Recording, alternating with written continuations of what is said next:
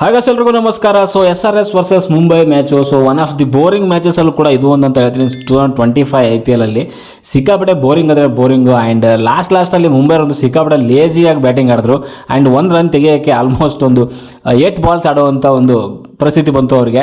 And ಅಲ್ಲಿ ಹಾರ್ದಿಕ್ ಪಾಂಡ್ಯನೂ ಅಷ್ಟೇ big shot ಹೊಡಿಯೋಕೆ ಹೋಗಿ ಔಟ್ ಆಗ್ತಾರೆ. ಆ್ಯಂಡ್ ನಮಂದಿರ್ ಸಿಕ್ಕಾಪಟ್ಟೆ ಲೇಜಿ ಅಂತ ಅನಿಸ್ತು ನನಗೆ. ಆ್ಯಂಡ್ ಅಲ್ಲಿ ಇವರೇ ಶಾಕ್ ಆಗ್ತಿದ್ದಾರೆ, ಯಾರು ಅವ್ರ owners Neeta Ambani and Akash Ambani.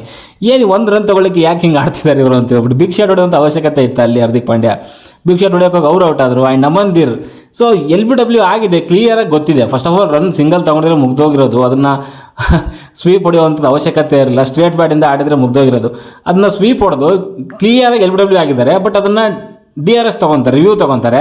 And ಅದು ರಿವ್ಯೂ ತೊಗೊಂಡ್ಮೇಲೆ ಅಟ್ಲೀಸ್ಟ್ ಅದು ರಿಸಲ್ಟ್ ಕೊಡೋವರೆಗೂ ಆದರೂ ವೇಟ್ ಮಾಡಬೇಕಲ್ಲ ಸ್ಟೇಡಿಯಮಲ್ಲಿ. ಆ್ಯಂಡ್ ಹೋಗ್ಬಿಟ್ಟು ಅಲ್ಲಿ ಆಲ್ರೆಡಿ ಡಗೌಟಲ್ಲಿ ಕೂತ್ಕೊಂಡಿದ್ದಾರೆ. ಈ ಅಂಪೈರು ಆಲ್ಮೋಸ್ಟ್ 5-6 ನಿಮಿಷ ಆಗಿದೆ, ಇನ್ನೂ ಅದನ್ನು ಔಟ್ ಕೊಡೋಕ್ಕೆ ಸಾಯ್ತವ್ರೆ ಚೆಕ್ ಮಾಡಲಿಕ್ಕೆ. ಇವ್ರು ಮಾತಾಡಿದ್ರೆ ನಮ್ಮದು ವರ್ಲ್ಡ್ ಕ್ಲಾಸ್ ಲೀಗು ಹಾಗೆ ಹೀಗೆ ಅಂತೆಲ್ಲ ಪುಂಗ್ತಾರೆ. ಇವ್ರಿಗೊಂದು ಕರೆಕ್ಟಾಗಿರೋ ಟೆಕ್ನಾಲಜಿ ಇಟ್ಕೊಳ್ಳೋಕ್ಕಾಗಲ್ಲ. ಅವ್ನು ನೋಡಿದ್ರೆ ಆಲ್ರೆಡಿ ಹೋಗ್ಬಿಟ್ಟು ಬೌಂಡ್ರಿಲಿಂದ ಆಚೆ ಹೋಗಿ ನಿಂತ್ಕೊಂಡಿದ್ದಾನೆ. ಆಲ್ರೆಡಿ ಇನ್ನೊಬ್ಬ ಬ್ಯಾಟ್ಸ್ಮನ್ ಬಂದಿದ್ದಾನೆ, ಕ್ರೀಸ್ ಹತ್ರ ಬಂದು ನಿಂತ್ಕೊಂಡು ರಿಸಲ್ಟ್ ವೇಟ್ ಮಾಡ್ತಿದ್ದಾನೆ. ಎಂಥ ಸಾವು ಗುರು ಇದು. ಒಂದ್ಸರಿ ಆ ಬೌಂಡ್ರಿ ಲೈನ್ ರೋಪಿಂದ ಆಚೆ ಹೋದರೆ ಮುಗಿತಲ್ವ, ಮತ್ತೇನು ಹೊರಗಡೆ ಕರ್ಸಂಗಂತೂ ಇಲ್ಲ. ಅದಕ್ಕೆ ಅಟ್ಲೀಸ್ಟ್ ಅಲ್ಲಿ ಅಂಪೈರ್ ಗ್ರೌಂಡಲ್ಲಿರುವಂಥ ಅಂಪೈರ್ಗಳಾದರೂ ಹೇಳಬೇಕಿತ್ತು ಅವ್ನಿಗೆ ರಿಸಲ್ಟ್ ಬರುತ್ತೆ ನಿಂತ್ಕೊಳ್ಳಪ್ಪ ಅಂತ. ಅದೇನು ಅದು ಆ್ಯಟಿಟ್ಯೂಡು ಅಂತಲೇ ಅರ್ಥ ಆಗಲಿಲ್ಲ ನನಗೆ.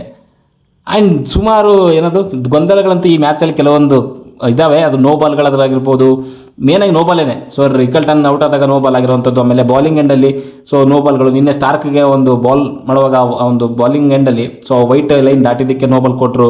ಸೊ ಇವತ್ತು ವಿಲ್ ಜಾಕ್ ಅವ್ರು ಬಾಲಿಂಗ್ ಮಾಡೋ ಟೈಮಲ್ಲೂ ಕೂಡ ಹಾಗೆ ಆಯಿತು. ಸೊ ಅಂದರೆ ಇದೇನು ಮ್ಯಾಚ್ ಫಿಕ್ಸಿಂಗ್ ಆಗ್ತಿದೆಯಾ ಹಾಗೆ ಹೀಗೆ ಅಂತ ಸುಮಾರು ಜನಕ್ಕೆಲ್ಲ ಡೌಟ್ ಇದೆ. ಅದ್ರ ಬಗ್ಗೆ ಮಾತಾಡೋಣ. ಫಸ್ಟ್ ಮ್ಯಾಚ್ ಬಗ್ಗೆ ಮಾತಾಡೋಣ. ಏನು ಮ್ಯಾಚ್ ಗುರು ಇದು. ಮೊನ್ನೆ ನೋಡಿದ್ರೆ 240+ ಚೇಸ್ ಮಾಡ್ತಾರೆ SRH ಅವರು. ಬಟ್ ಇವತ್ತು ನೋಡಿದ್ರೆ 160 ಹೊಡೆಯೋಕ್ಕೆ ತಿಳ್ಕಾಡ್ಬಿಟ್ರು, ಸೀರಿಯಸ್ಲಿ ತಿಳ್ಕಾಡ್ಬಿಟ್ರು. ಸೊ 18 ಓವರು ಮತ್ತು 20ನೇ ಓವರಲ್ಲಿ 21, 22 ರನ್ ಬಂದಿರಲಿಲ್ಲ ಅಂತಂದರೆ ಆ 2 ಓವರಲ್ಲಿ ಸೇರಿಕೊಂಡು 43 ರನ್ ಬಂದಿದೆ. ಆ 43 ಏನಾದರೂ ತೆಗೆದುಬಿಟ್ರೆ ಇವ್ರದ್ದು ಎಲ್ಲಿದೆ ಸ್ಕೋರು?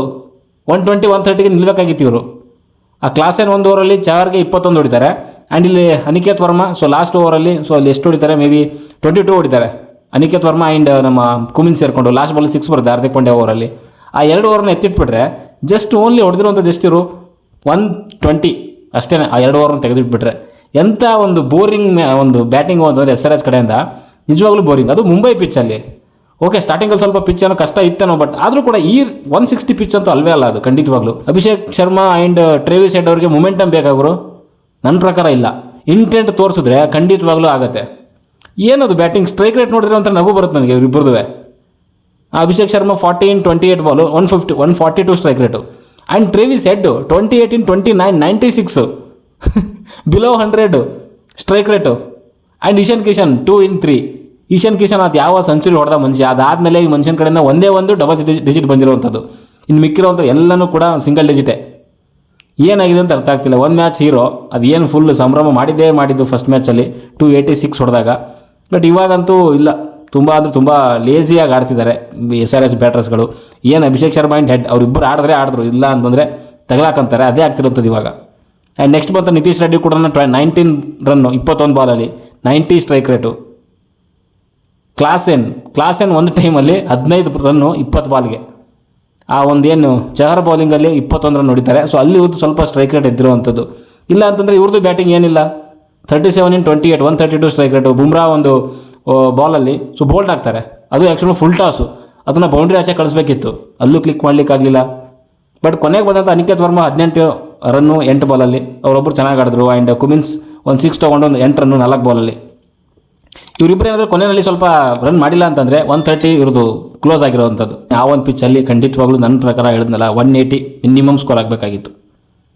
160 ಖಂಡಿತವಾಗ್ಲೂ ಚೇಸ್ ಮಾಡುವಂಥ ಸ್ಕೋರನ್ನೇ. ಬೌಲಿಂಗಲ್ಲಿ ತೊಗೊಳಕ್ಕೆ ಹೋದರೆ ದೀಪಕ್ ಚಹರ್ 4 ಓವರಲ್ಲಿ 47 ರನ್ನು. ಸೊ ಅವ್ರು ತುಂಬ ದುಬಾರಿ ಆದರು. ಆ್ಯಂಡ್ ಬೋಲ್ಟ್ 4 ಓವರಲ್ಲಿ 29 ಡೀಸೆಂಟಾಗಿ ಮಾಡಿದ್ದಾರೆ. ಬುಮ್ರಾ ತುಂಬ ಚೆನ್ನಾಗಿ ಮಾಡಿದ್ದಾರೆ. ಆ್ಯಂಡ್ ವಿಲ್ ಜಾಕ್ ಸಖತ್ತಾಗಿ ಮಾಡಿದ್ರು. 3 ಓವರಲ್ಲಿ 14 ರನ್ನು 2 ವಿಕೆಟು. ಆ್ಯಂಡ್ ವಿಲ್ ಜಾಕ್ಗೆ ಅವ್ರಿಗೆ ಹೊಡೆಯೋಕ್ಕಾಗಿಲ್ಲ ಅಂತಂದರೆ ಏನು ಹೇಳ್ತಾರೆ. ಕ್ಲಾಸ್ ಏನಿದ್ರು ನಿತೀಶ್ ರೆಡ್ಡಿ ಇಬ್ಬರು ರೈಟ್ ಹ್ಯಾಂಡರು, ಸ್ಪಿನ್ಗೆ ಚೆನ್ನಾಗಿ ಆಡ್ತಾರೆ ಕ್ಲಾಸ್ ಏನು.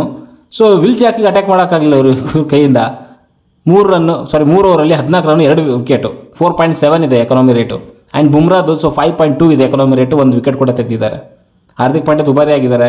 ಸ್ಯಾಂಟ್ನರ್ಗಂತೂ ಓವರೇ ಕೊಡಲಿಲ್ಲ. ಒಳ್ಳೆ ಕ್ಯಾಪ್ಟನ್ಸಿ ಇವತ್ತು ಹಾರ್ದಿಕ್ ಪಾಂಡ್ಯ ಕಡೆಯಿಂದ. ಈ 162 ರನ್ಗಳ ಒಂದು ಗುರಿ ಬೆನ್ನತ್ತದಂತಹ ಸೊ ಮುಂಬೈ ಇಂಡಿಯನ್ಸ್ ಅವರು ಒಂದು ಒಳ್ಳೆ ಸ್ಟಾರ್ಟ್ ಸಿಗುತ್ತೆ ಅವರಿಗೆ. ರೋಹಿತ್ ಶರ್ಮಾ ಸೂಪರ್ ಆಗಿ ಆಡಿದ್ರು ಇವತ್ತು. ಚಿಕ್ಕ ಒಂದು ಇನ್ನಿಂಗ್ಸ್ ಆದರೂ ಕೂಡ 26 in 16 ಬಾಲ್, ಬಟ್ ಇಂಟೆಂಟ್ ತೋರಿಸಿದ್ರಲ್ಲ, ಸೊ ಅದು ಒಂದು ಸೂಪರ್ ಆಗಿತ್ತು. ಆ್ಯಂಡ್ ರಿಕಲ್ಟನ್ ಕೂಡ ಅಷ್ಟೇ. So 31 in 23. ಸೊ ಅಲ್ಲಿ ರೋಹಿತ್ ಶರ್ಮಾ ಔಟ್ ಆಗ್ತಾರೆ. ಸೊ 3.5 ಒಂದು ಓವರ್ಗೆ. ಸೊ 32 in 1 ಆಗಿರುತ್ತೆ, ಒಂದು ವಿಕೆಟ್ ಬೀಳುತ್ತೆ ಅವ್ರದ್ದು. ಆ್ಯಂಡ್ ಅದಾದಮೇಲೆ Rickelton and Will Jack super ಆಗಿ ಸಖತ್ತಾಗಿರುವಂಥ ಒಂದು ಪಾರ್ಟ್ನರ್ಶಿಪ್ ಮಾಡ್ತಾರೆ.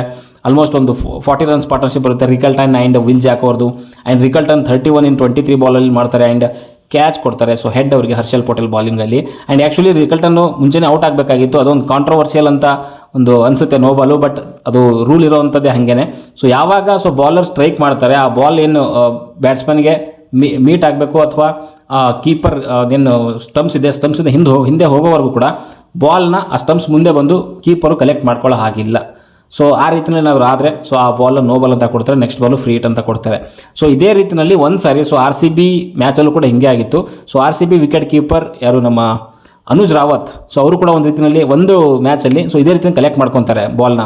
ಸ್ಟಂಪಿಂದ ಮುಂದೆ ಬಂದು ಸ್ವಲ್ಪ ಬಂದರೂ ಸಾಕು, ಹಂಗೆ ಬರೋಂಗಿಲ್ಲ. ಸ್ಟಂಪ್ಸ್ ಮುಂದೆ ಬಂದರೆ ಸೊ ಅಲ್ಲಿ ನೋ ಬಾಲ್ ಅಂತ ಕೊಡ್ತಾರೆ. ಸೊ ಅದು ಪ್ರಾಪರ್ ರೂಲ್ ಇರುವಂಥದ್ದು ಅದೇ ರೀತಿಯಲ್ಲಿ. ಸೊ ಅದಕ್ಕೋಸ್ಕರ ಅಲ್ಲಿ ಬಚಾವ್ ಆಗ್ತಾರೆ. ಬಟ್ ಹರ್ಷಲ್ ಪಟೇಲ್ ಒಂದು ಬಾಲಿಂಗಲ್ಲಿ ಸೊ ಹೆಡ್ ಅವರಿಗೆ ಕ್ಯಾಚ್ ಕೊಟ್ಟು ಅವರು ಔಟ್ ಆಗ್ತಾರೆ 31 in 23. ಒಂದು ಒಳ್ಳೆ ಡೀಸೆಂಟ್ ಪಾರಿ ಅಂತಲೇ ಹೇಳ್ಬೋದು. ಆ್ಯಂಡ್ ವಿಲ್ ಜಾಕ್ ಜೊತೆಗೆ ನೆಕ್ಸ್ಟ್ ಬಂದಂಥದ್ದು Suryakumar Yadav. And Suryakumar Yadav again super ಆಗಿ ಆಡಿದ್ರು. 173 ಸ್ಟ್ರೈಕ್ ರೇಟಲ್ಲಿ 26 ಬಾಲಲ್ಲಿ 26 ರನ್ನು 15 ಬಾಲಲ್ಲಿ 2 ಬೌಂಡ್ರಿ 2 ಸಿಕ್ಸರು ಸಖತ್ತಾಗಿ ಆಡಿದ್ರು. ಆ್ಯಂಡ್ ಒಳ್ಳೆ ಒಂದು ಪಾರ್ಟ್ನರ್ಶಿಪ್ ಮಾಡಿದ್ರು Will Jacks and Suryakumar Yadav. But ನನಗೆ ತುಂಬ ಸರ್ಪ್ರೈಸಿಂಗ್ ಅಂತ ಅನಿಸಿದ್ದು ವಿಲ್ ಜಾಕ್ ಅವರು. ಸೊ ಒಂದು ಸ್ವಲ್ಪ ರನ್ ಅಷ್ಟೇನಿರಲಿಲ್ಲ, ಒಂದು ಸ್ವಲ್ಪ ನೋಡ್ಕೊಂಡಾಗಿ ನಿಧಾನವಾಗಿ ಒಂದು 36 ಹೊಡೆದ್ರು 26 ಬಾಲಲ್ಲಿ. ಫಾರ್ಮ್ಗೆ ಮರಳುತ್ತಿದ್ದಾರೆ ಅಂತ ಅನಿಸುತ್ತೆ. ಅವರೇನಾದರೂ ಫಾರ್ಮಿಗೆ ಬಂದರೆ ಖಂಡಿತವಾಗ್ಲೂ ಮುಂಬೈಗೆ ಒಂದು ರೀತಿಯಲ್ಲಿ ಆನೆ ಬಲ ಬಂದಂಗೆ ಆಗುತ್ತೆ. ತುಂಬ ಒಳ್ಳೆ ಹಿಟ್ಟರು. ಆಲ್ರೆಡಿ ನೋಡಿದಿರ ಲಾಸ್ಟ್ ನಮ್ಮ RCBನಲ್ಲಿದ್ದಾಗ ಸೊ GT ಅವರ ವಿರುದ್ಧ ಯಾವ ರೇಂಜಿಗೆ ಹೊಡೆದಿದ್ರು ಅಲ್ಲಿ ಅಹಮದಾಬಾದಲ್ಲಿ ಅಂತ. ಸೊ ಯಾರಿಗೂ ಬಿಡಲಿಲ್ಲ, ರಶೀದ್ ಖಾನ್ಗೂ ಬಿಡಲಿಲ್ಲ, ಯಾವ ಬಾಲರ್ಗೂ ಕೂಡ ಬಿಟ್ಟಿರಲಿಲ್ಲ, ಸೂಪರಾಗಿ ಮಾಡಿದರು. ಸೊ ಅವ್ರು 36 in 26 ಬಾಲು 138 ಸ್ಟ್ರೈಕ್ ರೇಟಲ್ಲಿ ಸೂಪರಾಗಿ ಆಡಿದ್ರು ಅಂತ ಹೇಳ್ತೀನಿ. ಆ್ಯಂಡ್ ಈ ಕಡೆ ಬಾಲಿಂಗ್ ವಿಚಾರದಲ್ಲಿ ತಗೊಳಕ್ಕೆ ಹೋದರೆ ಅದೇ ಮಧ್ಯದಾಗೇ ಮೊಹಮ್ಮದ್ ಶಮಿ ಅಂತೂ ಈ ಒಂದು ಸೀಸನಲ್ಲಿ ಅದು ಏನು ಮಾಡ್ತಿದ್ರು ಏನು ಅಂತ ಅವ್ರಿಗೆ ಗೊತ್ತು.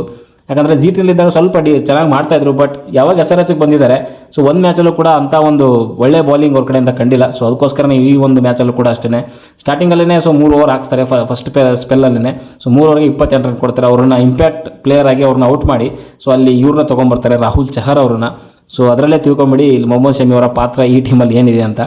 ಆ್ಯಂಡ್ ಕುಮಿನ್ಸ್ ತುಂಬ ಚೆನ್ನಾಗಿ ಮಾಡಿದ್ರು. 4 ಓವರಲ್ಲಿ 26 ರನ್ 3 ವಿಕೆಟ್ ತೆಗಿತಾರೆ. ಸೊ ಬಟ್ ಕೊನೆಯಲ್ಲಿ ವಿಕೆಟ್ ತೆಗೆದಿರುವಂಥದ್ದು ಅಲ್ಲಿ ಇವ್ರದ್ದು ಹಾರ್ದಿಕ್ ಪಾಂಡ್ಯ ವಿಕೆಟ್ ತೆಗಿತಾರೆ ಆ್ಯಂಡ್ ವಿಲ್ ಜಾಕ್ ಅವರು ವಿಕೆಟ್ ತೆಗಿತಾರೆ. ಬಟ್ ಆ ವಿಕೆಟ್ ತೆಗೆಯೋ ಟೈಮಲ್ಲಿ ಆಲ್ಮೋಸ್ಟ್ ಮುಂಬೈ ಅವರು ಇನ್ನೇನು ಚೇಸ್ ಮಾಡೋ ಹಂತದಲ್ಲೇ ಇದ್ದರು. ಬಿಲೋ ಒಂದು 6 ರಿಕ್ವೈರ್ಡ್ ರನ್ ರೇಟ್ ಇತ್ತು. ಸೊ ಅಲ್ಲಿ ವಿಕೆಟ್ ತೆಗೆದ್ರು ಕೂಡ ಅವರು ನೀಟಾಗಿ ಆ ಮ್ಯಾಚ್ನ ಗೆದ್ದರು ಅಂತಲೇ ಹೇಳ್ಬೋದು. ಆ್ಯಂಡ್ ಇಶಾನ್ ಮಲಿಂಗ, ಸೊ ಇವ್ರನ್ನೆಲ್ಲ ಏನು ಕರ್ಕೊಂಬರ್ತಾರೆ ನನಗಂತೂ ಅರ್ಥ ಆಗ್ತಿಲ್ಲ.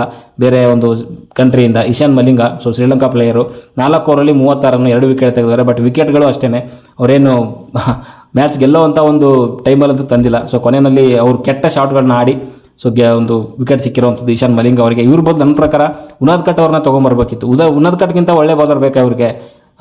100+ ಒಂದು IPL ಗೇಮ್ ಮಾಡಿದ್ದಾರೆ, 99 ವಿಕೆಟ್ಸ್ ಇದೆ IPL ಅವ್ರದ್ದು, ಒಳ್ಳೆ ಎಕ್ಸ್ಪೀರಿಯನ್ಸ್ ಇದೆ. ಸೊ ಇಂಥ ಒಂದು ಟೈಮಲ್ಲಿ ಅವ್ರನ್ನ ಕರ್ಕೊಂಬರ್ಬೇಕಿತ್ತು. ಬಟ್ ಅಗೇನ್ ರಾಂಗ್ ಡಿಸಿಷನ್ ಅಂತ ಅನ್ಸುತ್ತೆ ನನಗೆ. ಆ್ಯಂಡ್ ಜಿಶಾನ್ ಅನ್ಸಾರಿ ಇವ್ರು ತುಂಬ ಚೆನ್ನಾಗಿ ಮಾಡಿದ್ದಾರೆ. ಬಟ್ ವಿಕೆಟ್ ಬಿದ್ದಿಲ್ಲ, ರನ್ಸ್ಗಳು ಹೋಗಿದೆ. ಅಗೇನ್ ನಮ್ಮ ಮೊದಲೇ ಅಲ್ಲಿ ರಿಕಲ್ಟನ್ ಅವ್ರ ವಿಕೆಟ್ ಕೂಡ ಬರಬೇಕಿತ್ತು ಇವ್ರಿಗೆ. ಬಟ್ ಅದು ಕೀಪರ್ ತೊಂದರೆಯಿಂದ ಮಿಸ್ಟೇಕಿಂದ ಸೊ ಇವ್ರಿಗೆ ವಿಕೆಟ್ ಕೂಡ ಸಿಗಲಿಲ್ಲ. ಹರ್ಷಲ್ ಪಟೇಲ್ ಅಗೇನ್ 10 ಓವರು ಅವರು ಕೂಡ ಸಿಕ್ಕಾಪಟ್ಟೆ ರನ್ ಕೊಟ್ಬಿಟ್ರು ಇವತ್ತು. ರಾಹುಲ್ ಚಹರ್ ಇಂಪ್ಯಾಕ್ಟ್ ಆಗಿ ತೊಗೊಂಡು ಬಂದರೂ ಕೂಡ ಅವರು ವಿಕೆಟ್ ಕೀಳಕ್ಕೆ ಆಗಿಲ್ಲ ಅಂತಲೇ ಹೇಳ್ತಾರೆ. ಸೊ 18 ಒಂದು ಓವರ್ಸಲ್ಲಿನೇ ಈ ಒಂದು ಮ್ಯಾಚ್ನ 4 ವಿಕೆಟ್ಗಳ ಒಂದು ಭರ್ಜರಿ ಜಯ ಅಂತಲೇ ಹೇಳ್ತೀನಿ. ಆ್ಯಂಡ್ ಒಂದು ರೀತಿಯಲ್ಲಿ ಕ್ಲೀನ್ ಒನ್ ಸೈಡ್ ಮ್ಯಾಚ್ ಅಂತಲೇ ಹೇಳ್ಬೋದು ಇದು. ಯಾವಾಗ SRH ಅವರು 162 ರನ್ ಹೊಡೆದ್ರು ಸೊ ಅದನ್ನು 1 ಸೈಡೆಡ್ ಮ್ಯಾಚ್ ಅಂತಲೇ ಕ್ಲಿಯರಾಗಿ ಗೊತ್ತಾಗುತ್ತೆ. ಬಟ್ ಒಂದು ಮ್ಯಾಚ್ ಫಿಕ್ಸಿಂಗು ಹಾಗೆ ಹೇಗೆ ಅಂತ ಬರ್ತಿರುವಂಥದ್ದು ಏನು ಅಂತಂದರೆ ಕೆಲವೊಂದು ನೋ ಬಾಲ್ಗಳನ್ನೇ ಇಲ್ಲಿ ಆ ರೀತಿಯಲ್ಲಿ ಗೊಂದಲಕ್ಕೆ ಕಾರಣ ಆಗಿರುವಂಥದ್ದು. ಯಾಕಂದರೆ ನಿನ್ನೆ ಒಂದು ಮ್ಯಾಚಲ್ಲಿ ಸೊ ಸೂಪರ್ ಓವರ್ ಮ್ಯಾಚಲ್ಲಿ ಸೊ ಸ್ಟಾರ್ಕ್ ಅವರು ಆ ಬಾಲಿಂಗ್ ಎಂಡಲ್ಲಿರುವಂಥ ವೈಟ್ ಲೈನ್ನ ಆ ಕಡೆ ದಾಟಿ ಟಚ್ ಅಂದರೆ ಕಂಪ್ಲೀಟಾಗಿ ಈ ಕಡೆಗೆ ಇರಲ್ಲ, ಸ್ವಲ್ಪ ಟಚ್ ಆಗಿರುತ್ತೆ ವೈಟ್ ಲೈನ್ಗೆ. ಸೊ ಅದಕ್ಕೋಸ್ಕರ ಆ ಬಾಲ್ನ ನೋ ಬಾಲ್ ಕೊಟ್ಟಿರ್ತಾರೆ. ಬಟ್ ಅದೇ ಒಂದು ವೈಟ್ ಲೈನ್ನ ಇವತ್ತು ವಿಲ್ ಜಾಕ್ ಅವ್ರು ಬಾಲ್ ಮಾಡೋ ಟೈಮಲ್ಲಿ ಸೊ ಆ ಬಾಲ್ನ ಹಾಕೋ ಟೈಮಲ್ಲಿ ಅವ್ರಿಗೆ ನೋ ಬಾಲ್ ಕೊಡೋದಿಲ್ಲ. ಸೊ ಇಲ್ಲಿ ಏನಾಗ್ತಿದೆ ಅಂತಂದರೆ ನಾನು ಎಲ್ಲೋ ಒಂದು ಕಮೆಂಟ್ ನೋಡಿರೋವಂಥದ್ದು. ಸೊ ಪೇಸರ್ಗಳಿಗೆ ಆ ಒಂದು ಫ್ರೀಡಮ್ ಇಲ್ಲ, ಬಟ್ ಸ್ಪಿನ್ ಬಾಲರ್ಗೆ ಸೊ ಆ ಫ್ರೀಡಮ್ ಇದೆ. ಆ ಒಂದು ವೈಟ್ ಬಾಲ್ ತುಳ್ಕೊಂಡು ಕೂಡ ಹಾಕ್ಬೋದು. ಸೊ ಅದು ನೋ ಬಾಲ್ ಇಲ್ಲ ಅಂತ ಹೇಳ್ತಿದ್ದಾರೆ. ಬಟ್ ನನಗೆ 100% ಕ್ಲಾರಿಟಿ ಇಲ್ಲ, ಬಿಕಾಸ್ ಆ ರೂಲ್ ಬುಕ್ ಏನು ಹೇಳುತ್ತೆ ಅಂತ ನಾನು ಓದಿಲ್ಲ, ಅದನ್ನು ಗೊತ್ತಿಲ್ಲ. ಕೆಲವೊಂದು ರೂಲ್ಸ್ಗಳು ಕೆಲವು ಟೈಮಲ್ಲಿ ಕಂಪೇರ್ಗಳು ಅದನ್ನು ಅಬ್ಸರ್ವ್ ಮಾಡ್ತಾರೆ, ಕೆಲವು ಟೈಮಲ್ಲಿ ಅಬ್ಸರ್ವ್ ಮಾಡಲ್ಲ. ಸೊ ಇಂಥ ಟೈಮಲ್ಲಿ ಏನಾಗುತ್ತೆ ಅಂದರೆ ಈ ಕೆಲವು ಟೀಮ್ಗಳಿಗೆ ಫೇವರ್ ಮಾಡ್ತಿದ್ದಾರೇನೋ ಅನ್ನೋ ಒಂದು ಡೌಟ್ ಕೂಡ ಬಂದೇ ಬರುತ್ತೆ, ಅದು ನಾರ್ಮಲ್. ಓಕೆ, ಒಟ್ಟಿನಲ್ಲಿ ಈ ಮ್ಯಾಚ್ ನೋಡ್ತಾ ಇದ್ರೆ ನಿಜವಾಗ್ಲೂ ನಮಗಂತೂ ಸಿಕ್ಕಾಪಟ್ಟೆ ಬೋರ್ ಅಂತೂ ಆಯಿತು. ಯಾಕಂತಂದರೆ ಕೊನೆಯಲ್ಲಂತೂ ತುಂಬ ಲೇಜಿಯಾಗಿ ಆಡ್ತಾಯಿದ್ರು ಮುಂಬೈ ಇಂಡಿಯನ್ಸ್ ಅವರು. ಮೇ ಬಿ ಅವರಿಗೆ ನೆಟ್ ರನ್ ರೇಟ್ ಮೇಲೆ ಅಷ್ಟು ಇಂಟ್ರೆಸ್ಟ್ ಇಲ್ಲ ಅಂತ ಅನ್ಸುತ್ತೆ. 2 ಪಾಯಿಂಟ್ ಸಿಕ್ಕರೆ ಸಾಕಪ್ಪ ಅನ್ನೋ ರೇಂಜಲ್ಲಿದ್ದರು. ಆ್ಯಂಡ್ ಈ ಕಡೆ SRH ಬಗ್ಗೆ ಮಾತಾಡಿದ್ರೆ ಇನ್ನು ಟೂರ್ನಮೆಂಟಲ್ಲಿ ಇವರು ಕ್ವಾಲಿಫೈ ಆಗುವಂಥದ್ದು ತುಂಬ ಅಂದರೆ ತುಂಬ ಕಷ್ಟ. ಅಂದರೆ ಇವ್ರು ಹೆಂಗೆ ಅಂತಂದರೆ ಆಡಿದ್ರೆ ಒಂದು 250 ಬೇಕಾದರೂ ಚೇಸ್ ಮಾಡ್ತೀವಿ, ಇಲ್ಲ ಅಂತಂದರೆ 160 150 ಹೊಡೆಯೋಕ್ಕೆ ತಿನ್ಕಾಡ್ತೀವಿ. ನಮ್ದೇನಿದ್ರು ಕೂಡ ಟಾಪ್ ಆಫ್ ದಿ ಆರ್ಡರ್ ಏನಿದ್ದಾರೆ 2 ಬ್ಯಾಟ್ಸ್ಮನ್ಗಳು ಅವ್ರ ಮೇಲೇ ನಿಂತಿರುವಂಥ ತಂಡ ಅನ್ನೋ ರೀತಿಯಲ್ಲಿ ಕಾಣಿಸ್ತಿದ್ದಾರೆ.